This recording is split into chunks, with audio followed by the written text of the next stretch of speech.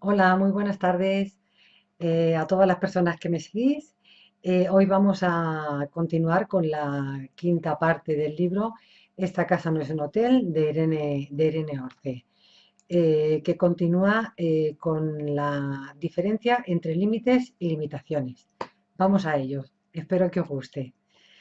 Aunque lo olvidemos a menudo, para transmitir seguridad y convicción no hace falta gritar. En realidad, levantar la voz no sirve para nada. Es un estallido de emociones que salpica a nuestros interlocutores sin aportar nada de valor. Lo más efectivo es decir lo que tengamos que decir con tranquilidad y serenidad, evitando reaccionar frente a la posible reacción de nuestros hijos. En este sentido, tampoco es necesario que nos justifiquemos en exceso. Adornar nuestras negativas puede debilitar nuestra posición como padres. Una buena técnica es simple y llanamente decir no y añadir a continuación la razón principal del porqué. Por ejemplo, hijo mío, entiendo lo que quieres decir, pero no va a poder ser. Estás en tu derecho de enfadarte conmigo. Sin embargo, espero que algún día te des cuenta de que no podemos hacer siempre lo que queremos. Por otra parte, vale la pena reflexionar sobre la diferencia entre límites y limitaciones. Los límites son necesarios, pero las limitaciones no, y las imponemos sin darnos cuenta.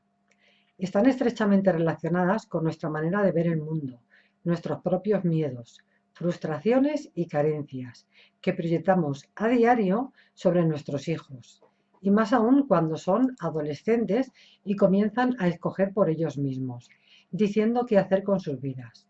Por poner un ejemplo, imaginemos que no queremos que nuestro hijo vaya en moto. El límite lo marcamos desde la prudencia, imponiendo una negativa. La limitación aparece cuando trasladamos a nuestro hijo nuestro peor temor a ir en moto.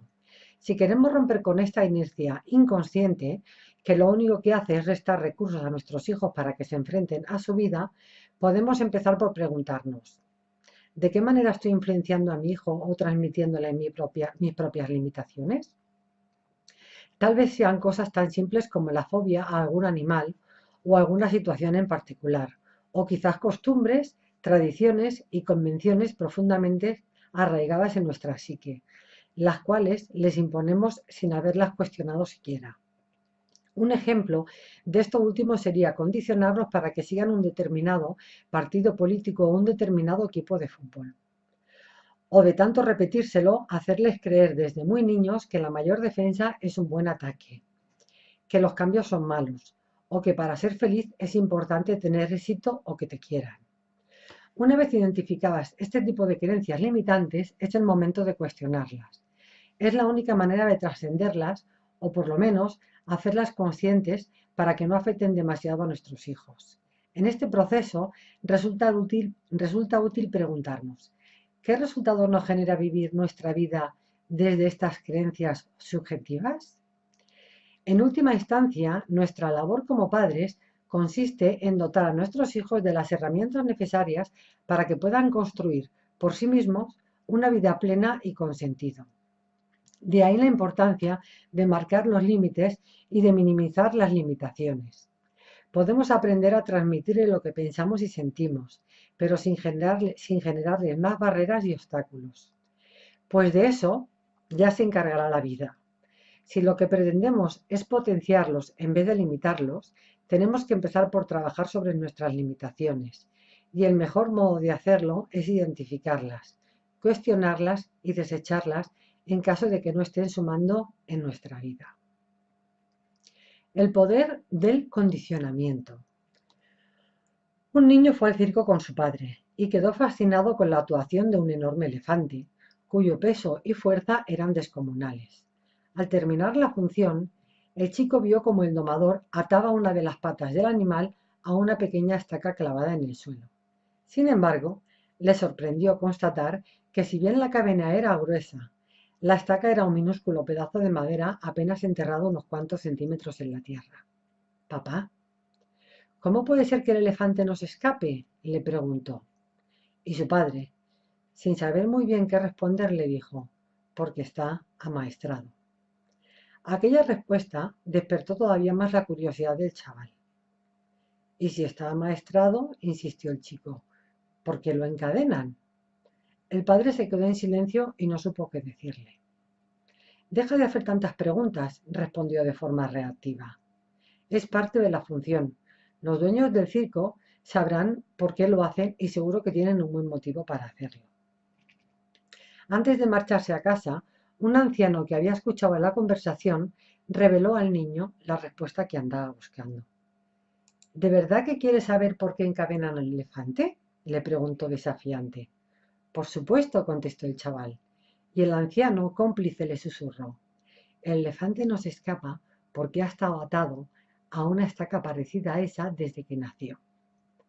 Posiblemente al principio tratará de soltarse, empujando con todas sus fuerzas, pero siendo un pequeño elefantito, la estaca era demasiado resistente para él, y así continuó hasta sentirse agotado, impotente y finalmente resignado. Por eso ahora, aunque ya es un elefante grande y poderoso, sigue siendo preso de sus cadenas. Está convencido de que no puede liberarse de ellas. Lleva toda su vida encadenado. No sabe lo que es la libertad. Además, debido a su ignorancia, seguramente no se cuestione su encadenamiento durante el resto de su existencia. Continuamos a la parte de padres que hicieron clic. Siempre he sido una de esas personas que se preocupan. Desde que recuerdo, he tenido tendencia a imaginar lo peor cuando había cualquier situación que me ponía nerviosa. En el colegio eran los exámenes. En el trabajo, la seguridad de mi puesto y la necesidad de probar que era buena en lo que hacía. Como madre he sido muy leona. Vamos, lo que se dice una madre protectora. A veces quizás demasiado. A mi hija Carla siempre le había gustado acompañarme a todas partes, pero cuando cumplió 14 años todo empezó a cambiar. Quedaba cada vez más con sus amigas, una de las cuales no me gustaba nada. Total, que entré en modo control freak, especialmente cuando le pillé un paquete de cigarrillos en el abrigo. Como era de esperar, lo negó todo y se enfadó muchísimo conmigo por haber tocado sus cosas. Esa noche terminé llorando de impotencia. Estaba preocupada. Tenía la sensación de que la estaba perdiendo. Así que redoblé mis esfuerzos haciendo aquello que mejor se me daba. Atar corto la correa y estar pendiente de todo. A intervalos le registraba los cajones mientras limpiaba. O eso me decía a mí misma. Y me descubría oliendo la ropa para comprobar si captaba restos de tabaco. Cada vez que Carla salía, le preguntaba mil detalles y empecé a llamarla o a mandarle mensajes más a menudo. Pero por mucho que intentaba estar ahí, ella se alejaba cada vez más. Recuerdo una tarde en la que le monté un pollo tremendo por haber llegado una hora tarde de lo acordado. Y me dijo que era insoportablemente pesada y que la estaba agobiando. Me quedé hecha polvo, pero me mantuve en mis 13. No lo podía evitar. El impulso era más fuerte que yo y mi mente nunca ha querido cooperar para vivir más relajada y menos preocupada. Durante varios meses continuamos con esta dinámica, ella cada vez evitándome más y yo intentando entrar en su vida a toda costa. Hasta que una mañana de sábado, después de pedirle que fuera a hacer un recado, recordé que había olvidado encargarle una cosa y marqué su número de móvil. Al cabo de pocos segundos me di cuenta de que estaba sonando en su habitación. Ni corta ni perezosa, entré para coger su teléfono y dejárselo en un lugar más visible. Pero al acercarme, leí en la pantalla, pesadilla. Era mi número y en la pantalla no paraba de parpadear, pesadilla, como una luz de neón. Fue un bofetón en toda la cara. Y algo hizo clic. 5. El laberinto de la autoestima. Ni tu peor enemigo puede hacerte tanto daño como tus propios pensamientos. Buda. No sé qué más hacer para caer bien a la peña del instituto. Querido diario, hoy ha sido el peor día de mi vida. El profe de historia, ese dinosaurio cabrón, me ha suspendido el trabajo sobre la guerra civil y ha tenido la mala leche de comentarlo en voz alta. Me hacía sentir cada vez más pequeña en mi silla. Odio ser el centro de atención. Y menos por algo así. En fin, que cuando parecía que ya no me podía encoger más, ha sonado la campana y he ido directa al lavabo del pasillo. Me ardían las orejas y estaba roja como un tomate. Necesitaba esconderme del mundo durante un rato. Por suerte, me quedaba el consuelo de la bolsa de chuches que llevaba en la mochila. Al cabo de un momento han entrado Clara y Laura de la otra clase y se han puesto a criticar al personal sin saber que las estaba escuchando. Me he quedado quieta y muy callada, hasta que he oído que hablaban sobre mí. No lo he podido pillar todo, pero estaban riendo de mi cara. Decían que tenía nariz de cerdo, que no les extrañaba nada que por ahí me llamaran Porky. Además, Laura decía que estoy gorda, y Clara ha soltado un rechoncha como mínimo. Se me ha atragantado una gominola y he tirado el resto al váter. Nunca más voy a volver a comer chuches. Me da mucha rabia que me importe lo que piensan esas petardas de mí, pero no sé cómo evitarlo. A veces me comparo con alguna de ellas y siempre salgo perdiendo. ¿Por qué me siento tan inadecuada todo el tiempo? ¿Se pasará esto alguna vez?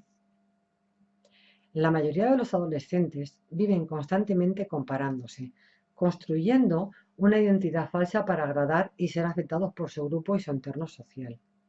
En realidad, este conflicto interno también los adultos lo padecemos a menudo. No en vano, el amor es la mayor adicción del ser humano. Lo necesitamos casi tanto como el aire que respiramos y marca las decisiones y las acciones más relevantes de nuestra vida. Sentirnos amados nos lleva a sentirnos afectados, valorados y respetados por lo que somos. El amor nos genera bienestar emocional y aporta significado a nuestra existencia.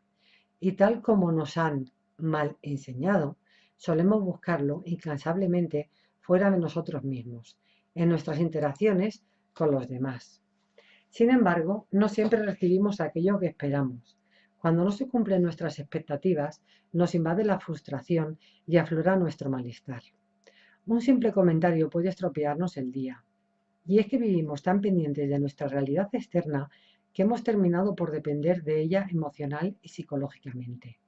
En vez de permitirnos descubrir quiénes somos, esperamos a que nos lo digan los demás. Así, en demasiadas ocasiones, somos en función de cómo los demás creen que somos. Esta patología contemporánea se ceba particularmente en los adolescentes. El culto a la imagen, la moda, la necesidad de fundirse en el grupo de amigos, guiados por sus carencias e inseguridades, pueden llegar a pervertir su forma de ser, sus necesidades y sus inquietudes para cumplir con lo que se espera de ellos. Y comienzan a desarrollar una máscara que les lleva a emprender metas para lograr el reconocimiento, el respeto y la valoración de su entorno. Y es que tanto adolescentes como adultos a menudo olvidamos que es precisamente en nuestro interior donde habita el amor que tanto anhelamos, camuflado bajo el nombre de autoestima.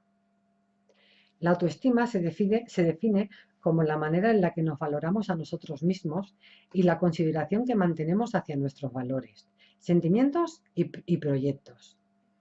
Es una necesidad básica para todo ser humano. Sin embargo, en demasiadas ocasiones es malinterpretada. Hay quien cree que quererse a uno mismo es un acto egoísta y vanidoso, y que es mucho más importante el cuidado de los demás que el de uno mismo. Pero, ¿cómo podemos querer y cuidar a alguien si no nos queremos y cuidamos a nosotros primero? Continuamos con la conquista del diálogo interno. La base de nuestras palabras, actitudes y acciones están en el pensamiento. A través del pensamiento generamos una serie de emociones que fisiológicamente crean una experiencia en nuestro interior. Por lo tanto, aquello que pensamos y, sobre todo, cómo pensamos determina aquello que vivimos. Por ejemplo, cuando nuestra hija adolescente no para de repetirse, soy un desastre, o no voy a conseguirlo, se está limitando a sí misma, sumando en sufrimiento. Por otra parte, pensamientos como me acepto tal como soy o voy a dar lo mejor de mí misma, potencian y construyen. Tal vez sea el momento de cuestionarnos de qué manera contribuimos a través de comentarios y conversaciones al desarrollo sano de la autoestima de nuestros hijos. Así, ¿De qué manera podemos ayudar a nuestros hijos adolescentes se construyan una autoestima sólida? El primer paso es armarnos de grandes dosis de paciencia. Todo empieza con tratar de criticarles menos y empezar a apoyarles y valorarles por la persona que son, no por la que creemos que deberían ser. El objetivo de esta ardua tarea es que aprendan a sentirse más a gusto con ellos mismos, que desarrollen su propio criterio, porque cuando hablan se sienten escuchados y respetados, y que vayan ganando en responsabilidad. Si se sienten seguros, serán más capaces de aceptar lo que van descubriendo acerca de quiénes y cómo son. De este modo, podrán aprender a ser conscientes de sus capacidades y potencialidades, así como asumir sus limitaciones sin negarlas, pero sin recrearse en ellas, y entrarán en contacto con una visión más sana y objetiva de sí mismos. Lo sepamos o no, contamos con un buen arsenal de armas con la que podemos ayudar a nuestros hijos a crecer en autoestima. En primer lugar, está en nuestras manos demostrarles que les queremos. Para que realmente lo sientan, no basta con decirlo. Tenemos que actuar en consecuencia. Y eso significa dedicarles el tiempo necesario, compartir actividades y practicar la comunicación asertiva y la escucha empática todo lo que nos sea posible. En segundo lugar, podemos apoyar sus inquietudes e intereses. Eso pasa por entusiasmarnos con lo que a ellos les entusiasma. Que se sientan respaldados por nosotros no es moco de pavo. Les ayuda a compartir más y a sumar en seguridad. En tercer lugar, es clave que les ayudemos a marcarse metas y que disfrutemos de sus triunfos con ellos. También podemos recordarle de vez en cuando que estamos orgullosos de ellos y especificar el porqué. Otra buena arma es animarles a hacer deporte, especialmente uno de equipo, que fomenta el compañerismo e incluye la cultura del esfuerzo en la ecuación. Compartirlo con ellos es incluso mejor. Finalmente, también resulta útil aparcar la crítica y comenzar a hablar de áreas de mejora. No se trata de descalificar, sino de enseñar a buscar nuevas maneras, más efectivas de hacer las cosas. Construir una autoestima sólida es fundamental para establecer relaciones saludables con las personas de nuestro entorno, basadas en el respeto mutuo. Para lograrlo, tenemos que enseñar a nuestros hijos a conquistar su propia confianza, el mejor antídoto contra ese miedo que no les permite avanzar. No se trata de un proceso inmediato, requiere de mucha constancia y grandes dosis de paciencia. Si creemos en ellos y en sus posibilidades, les transmitiremos que ellos también pueden creer en sí mismos. Tal vez entonces dejarán de verse tan arrastrados por las opiniones ajenas y serán capaces de tomar las riendas de su vida, responsabilizándose de sus decisiones y acciones. La autoestima es una puerta abierta a la libertad. No en vano, amarnos a nosotros mismos es el primer paso para amar a otros de forma sostenible, abandonando las relaciones de apego y dependencia. De ahí la importancia de preguntarnos de vez en cuando ¿de qué manera estamos encarnando la autoestima que nos gustaría que tuvieran nuestros hijos? Está en nuestras manos observarnos con una perspectiva distinta, tratar de aceptar y apreciar cómo somos y valorar nuestras cualidades y capacidades. Ahí radica la fuente del amor. Y valorar nuestras cualidades y capacidades. La autoestima es una puerta abierta a la libertad. No en vano, amarnos a nosotros mismos es el primer paso para amar a otros de forma sostenible, abandonando las relaciones de apego y dependencia. De ahí la importancia de preguntarnos de vez en cuando, ¿de qué manera estamos encarnando la autoestima que nos gustaría que tuvieran nuestros hijos? Está en nuestras manos observarnos con una perspectiva distinta, tratar de aceptar y apreciar cómo somos y valorar nuestras cualidades y capacidades. Ahí radica la fuente del amor, en conocernos y aceptarnos, lo que nos permite dar lo mejor de nosotros mismos en cada situación, más allá de ocultarnos tras una máscara del agrado de los demás. La autoestima nos permite ser los auténticos protagonistas de nuestra vida y a nuestros hijos les permite convertirse en los protagonistas de la suya. El valor del anillo. Agobiado por sus conflictos internos, un joven alumno visitó a su anciano profesor y entre lágrimas le confesó: he venido a verte porque me siento tan poca cosa que no tengo fuerzas ni para levantarme por las mañanas. Todo el mundo dice que no sirvo para nada, que soy inútil y mediocre. ¿Qué puedo hacer para que me valoren más?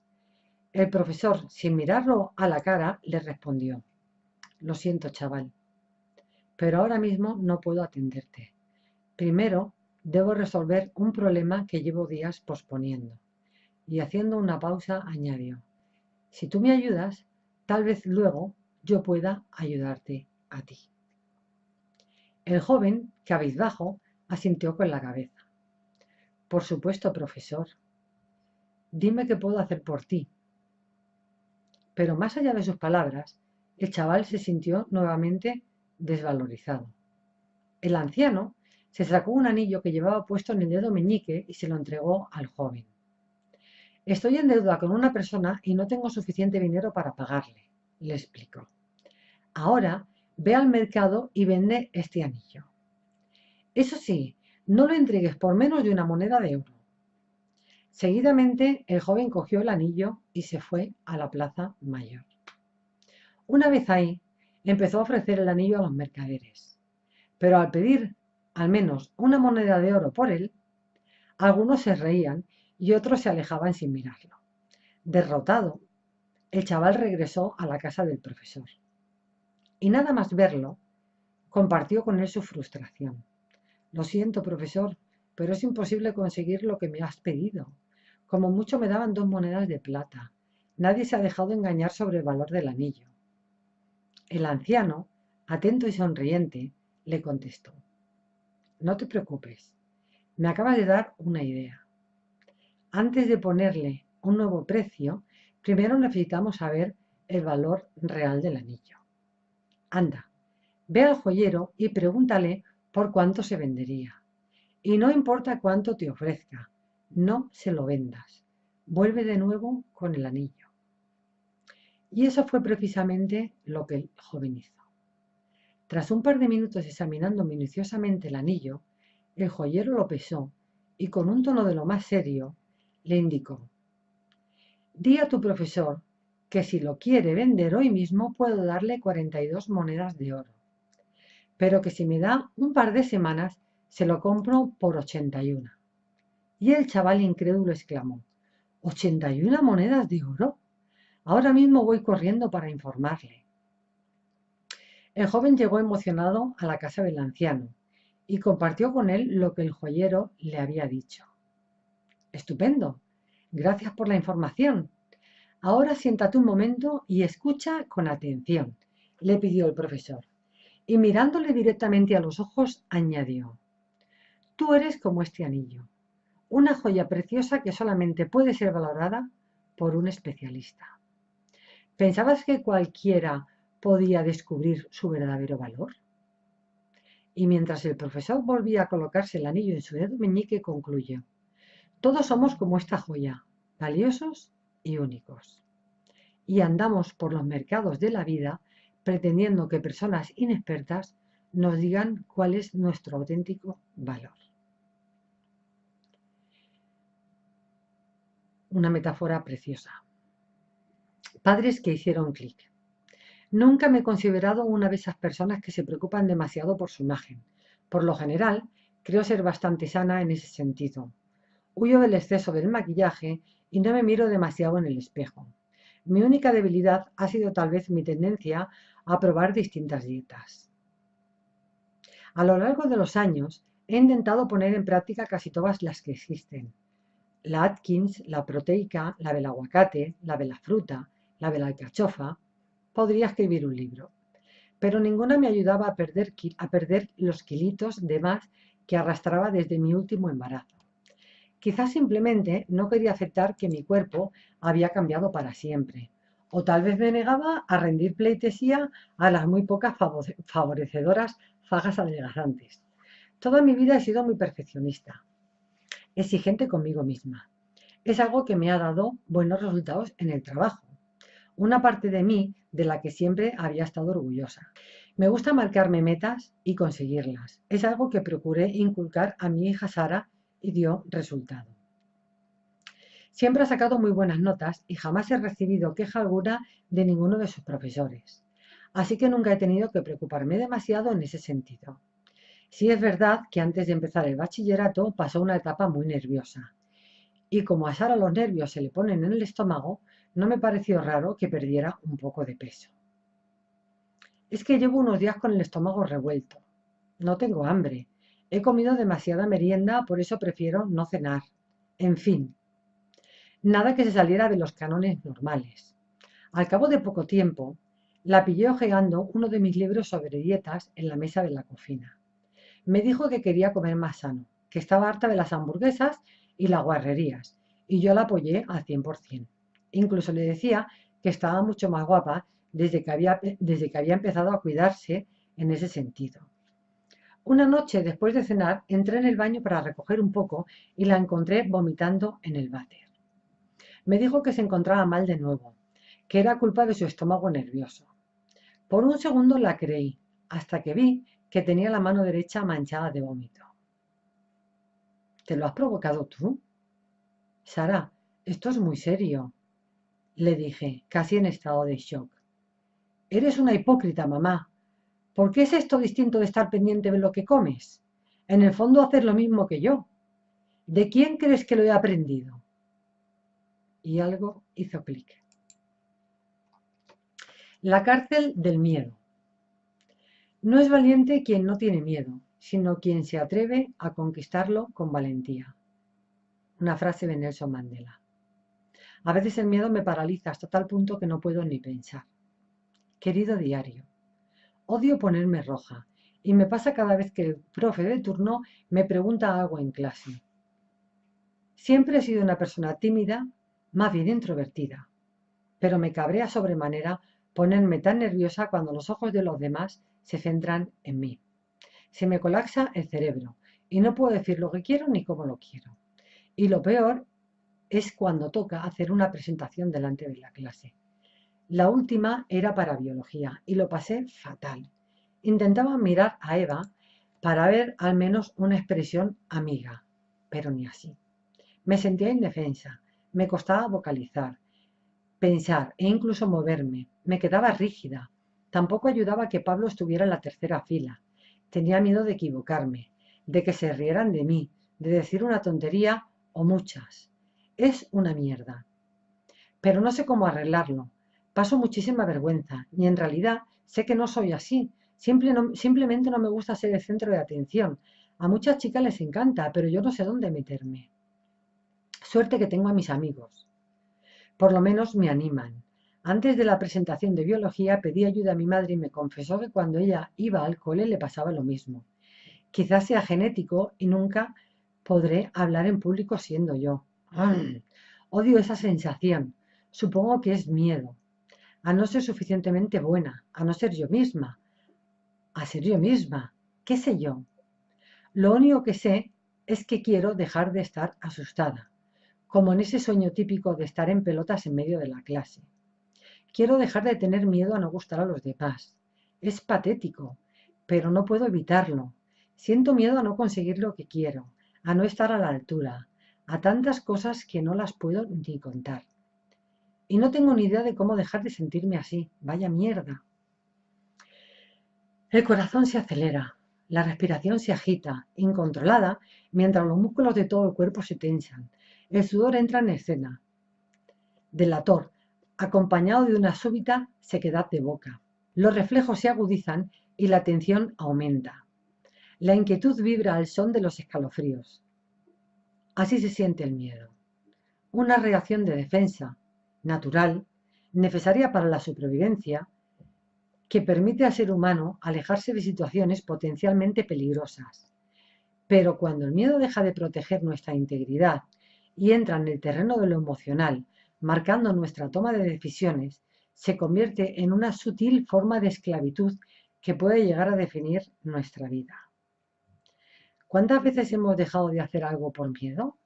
¿Cuántas decisiones hemos tomado guiados por el temor? Probablemente demasiadas. No en vano, el miedo es uno de los mayores obstáculos con los que topamos en nuestra vida. Como padres, está en nuestras manos contribuir a que nuestros hijos adolescentes aprendan a trascender sus miedos, ganando seguridad en sí mismos. Pero para ello resulta imprescindible no convertirles en la diana de nuestras propias carencias, lo que nos lleva en muchas ocasiones a una necesidad de control o sobreprotección que puede resultar extremadamente nociva. A menudo, el miedo manipula nuestra mente para proyectarse en el futuro, jugando con la especulación psicológica. Es un maestro utilizando la fórmula del ¿y si?, cuyas infinitas posibilidades, fuente de incertidumbre, pueden llegar a convertirse en un doloroso tormento mental, especialmente cuando nos preocupamos por nuestros hijos. ¿Qué estará haciendo? ¿A qué hora volverá? ¿Le habrá pasado algo?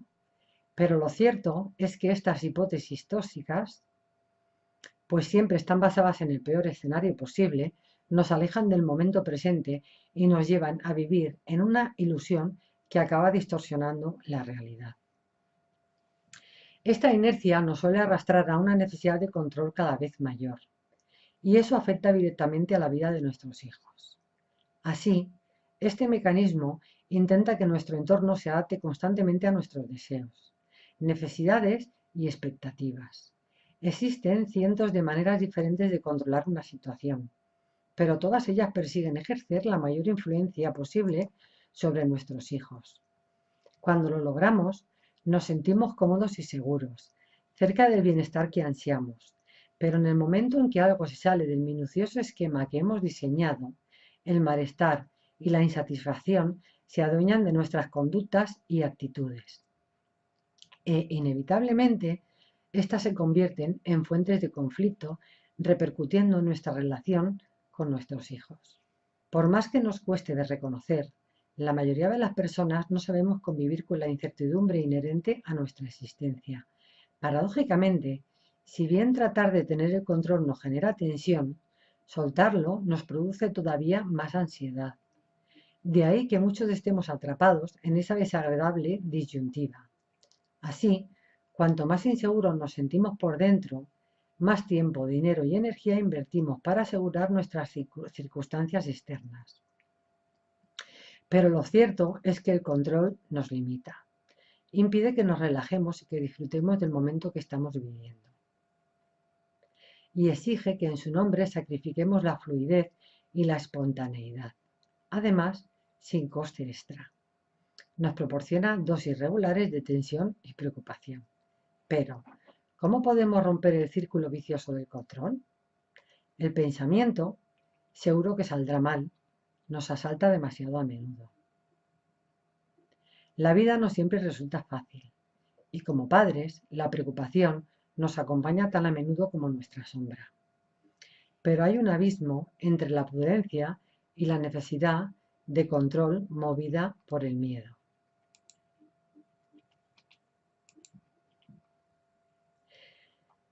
Desarrollar el músculo de la confianza. La primera manera de desarrollar el músculo de la confianza consiste en ofrecer a nuestros hijos los recursos necesarios para que se enfrenten a situaciones potencialmente arriesgadas o peligrosas.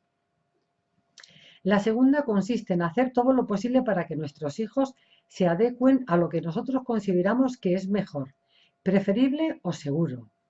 Si bien, más que acercarnos a nuestros hijos, nos aleja de ellos. Si nos permitimos conectar con nuestra vulnerabilidad, que tanto tiempo invertimos en proteger, podremos comenzar a desarrollar el músculo de la confianza. Y gracias a ello, aprenderemos a regular nuestra desatada necesidad de control y certidumbre. De este modo será posible la reconstrucción de la relación que mantenemos con nosotros mismos y con nuestros hijos desde un lugar más sano, satisfactorio y constructivo. Paradójicamente, a la par que encontramos nuestro propio equilibrio interno y soltamos el control, nuestro poder de influencia aumenta. En vez de dar consejos a nuestros hijos, les inspiramos a través de nuestras propias acciones y actitudes. Si retrocedemos por un momento y observamos en qué situaciones el miedo toma las riendas de nuestra vida, probablemente descubriremos que aparece cuando intentamos controlar aquello que no depende de nosotros. Es decir, cuando nos centramos en el denominado círculo de preocupación, expresión acuñada por el experto en desarrollo personal Stephen Covey. Para romper este círculo vicioso es necesario trabajar la confianza, el único antídoto eficaz contra el miedo. Y es que cuando creemos en nosotros mismos, somos capaces de focalizar nuestra atención en nuestra verdadera motivación, que nos empuja a seguir nuestro propio camino a pesar de los posibles riesgos o los que pueden padecer nuestros hijos. Este proceso nos ayuda a centrarnos en nuestro círculo de influencia, es decir, en aquello que sí depende de nosotros. La actitud que tomamos frente a nuestras circunstancias o las que padecen nuestros no tan pequeños. Vencer al miedo requiere valentía y conectamos con el valor cuando vivimos en coherencia con nuestros propios valores, que nutren nuestra confianza. De ahí la importancia de descubrir quiénes somos y comprometernos a descubrir quiénes son nuestros hijos. Vivir con coraje nos lleva a salir de la cárcel de nuestra mente y nos ayuda a derribar la coraza que hemos fabricado con nuestros miedos. Creencias y carencias para protegernos y proteger también a nuestros hijos. Esto nos permite tomar decisiones en consonancia con nuestras verdaderas inquietudes y necesidades, más allá del miedo. No en vano, el verdadero coraje nos lleva a actuar a pesar de nuestros temores, liberándonos de nuestras limitaciones.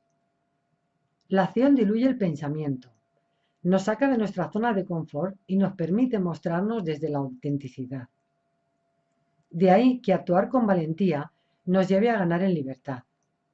Si aspiramos a que nuestros hijos crezcan en confianza y en seguridad, podemos empezar por inspirar con el ejemplo. Si bien es cierto que los seres humanos no podemos controlar el miedo, sí podemos decidir cómo comportarnos ante esa intensa emoción. Está en nuestras manos intentar dar lo mejor de nosotros mismos en cada momento, abrazando la incertidumbre como fuente de aprendizaje y crecimiento. A fin y al cabo, el enemigo natural del amor no es el odio, sino el miedo. De ahí la importancia de dejar de vivir en la mente para vivir el presente y de preguntarnos, ¿qué haría si no tuviera miedo? ¿Tomaría decisiones diferentes sobre mis hijos? ¿De qué manera eso cambiaría mi vida? En última instancia, cuando vivimos bajo la tiranía del miedo, solemos vender nuestra libertad a cambio de seguridad, y no solo la nuestra, ya que en este proceso también arrastramos a nuestros hijos. Pero mientras insistamos en llenar nuestra existencia de certezas, seguiremos siendo marionetas en manos del miedo. Aunque nos cueste reconocerlo, la existencia se asienta sobre la incertidumbre, el cambio constante y la falta total de control sobre nuestras circunstancias. Y solo cuando somos capaces de aceptar y abrazar toda esa inseguridad, podemos reconectar con la verdadera libertad, que va de la mano de la responsabilidad personal. El legado de Alejandro Magno. Se cuenta que el rey macedonio Alejandro Magno, de camino hacia la India, fue a visitar al filósofo griego Diógenes de Sinope, quien descansaba a la orilla de un río. Nada más verlo, Alejandro Magno quedó fascinado por la paz que desprendía su presencia. Señor, por todas partes me cuentan que es usted un gran sabio, afirmó el monarca. Me gustaría hacer algo por usted. Dígame lo que desea y se lo daré. Sin apenas inmutarse, Diógenes le contestó, con voz tranquila y serena, si eres tan amable, muévete un poco hacia un lado, que me estás tapando el sol. No necesito nada más. Su respuesta dejó impresionado a Alejandro Magno. Tras unos segundos de silencio, el filósofo le comentó que durante meses había visto pasar muchos ejércitos que seguían órdenes del rey. ¿A dónde vas, Alejandro?, le preguntó. Voy a la India, dijo el monarca. ¿Para qué? quiso saber Diógenes. Seguro de sí mismo, el emperador le contestó: para conquistar el mundo entero. Diógenes le miró a los ojos y le hizo una nueva pregunta. ¿Y después? ¿Qué vas a hacer? Alejandro Magno estuvo pensando un buen rato y finalmente afirmó: después descansaré, viviré tranquilo y seré feliz. Diógenes se echó a reír. Estás loco, le espetó. Yo estoy descansando ahora. No he conquistado el mundo y no veo qué necesidad hay de hacerlo. Si al final lo que quieres es vivir tranquilo y ser feliz, ¿por qué no lo haces ahora? Y te digo más, si lo sigues posponiendo, nunca lo harás, morirás. Todo el mundo muere en el camino, pero son muy pocos los que realmente viven. Alejandro Magno le agradeció sus palabras y le dijo que las recordaría. Sin embargo, le confesó que en aquel momento no podía detenerse, pues tenía mucho por hacer y por conquistar. Los años pasaron, pero según la leyenda, aquel encuentro removió enormemente la conciencia del rey macedonio. Tanto es así que al final de su existencia, encontrándose al borde de la muerte, Alejandro Magno convocó a sus generales para comunicarles sus tres últimos deseos. En primer lugar, quería que su ataúd fuese transportado a hombros por los mejores médicos del imperio. También les pidió que los tesoros que había conquistado fueran esparcidos por el camino hasta su tumba. Y por último, les insistió en que sus manos quedaran balanceándose en el aire, fuera del ataúd, a la vista de todos. Asombrado, uno de sus generales quiso saber qué razones había detrás de tan insólitas peticiones. Y Alejandro Magno, muy serio, le respondió: primero, quiero que los más eminentes médicos carguen mi ataúd para recordar a la gente que tarde o temprano todos vamos a morir y que frente a la muerte ellos no tienen el poder de curar. Segundo, quiero que el suelo sea cubierto por los tesoros acumulados durante mis años de invasiones para que el pueblo sepa que los bienes materiales conquistados aquí permanecerán. Y tercero, quiero que mis manos se balanceen al viento para que todos vean que venimos al mundo con las manos vacías y que con las manos vacías nos marchamos. Bien, pues hasta aquí la lectura de hoy. Continuaremos el próximo día. Espero que os guste. Creo que es un aprendizaje muy interesante para los padres, para que podamos ayudar a nuestros hijos y sobre todo aprender a coger confianza en nosotros mismos y a que nuestra autoestima vaya creciendo, porque muchos de nosotros, incluyéndome yo misma, a veces tenemos la autoestima por los suelos y no nos damos cuenta, y son momentos de reflexión para empezar a amarnos un poquito a nosotros mismos, ¿vale? Si te ha gustado el vídeo, suscríbete a mi canal, dale un like y también puedes compartir para que este conocimiento le llegue a otras personas para que les pueda servir de ayuda, ¿vale? Pues nos vemos el próximo día y muchos besitos. Os quiero, que vaya muy bien. Chao.